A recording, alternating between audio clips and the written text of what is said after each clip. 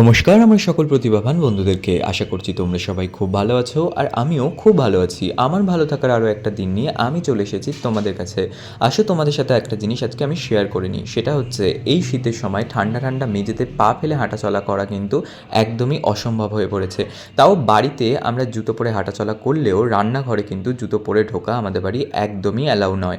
আর মোজা পরে সারাক্ষণ হাঁটাচলা করা সেটাও আমার পক্ষে একদমই সম্ভব নয়। দেখতে পাচ্ছ কার্পেটগুলো কতটা সুন্দর, এর কালার ম্যাটেরিয়াল প্রত্যেকটা কিন্তু আমার খুব পছন্দ হয়েছে। আর এই কার্পেটগুলো এতটা সরু হওয়ার কারণ হচ্ছে আমাদের রান্নাঘরের জায়গাটাও কিন্তু খুব শর্ট। চলো দেখে আসি রান্নাঘরে পাতার পরে ফাইনাল লুকটা ঠিক কেমন লাগছে। দেখতে পাচ্ছ আমাদের যে রান্নাঘরের জায়গাটা তাতে কিন্তু একদম পারফেক্ট সাইজ হয়েছে এটা, আর খুব সুন্দর লাগছে, যার জন্য এই শীতে কিন্তু আর সরাসরি আমাদেরকে মেঝেতে পা দিতে হচ্ছে না। মোজা না পরলেও সেই কষ্টটা আর হচ্ছে না, কারণ এই সুন্দর কার্পেটগুলো পাতা হয়েছে তাই। আর তোমরাও যদি এরকম কার্পেট অর্ডার দিতে চাও তাহলে কিন্তু আমাকে ইনবক্স করতে পারো, আমি তোমাদেরকে লিঙ্ক শেয়ার করে দেবো। আর আমার পেজ আমরা ফলো করতে ভুলো না।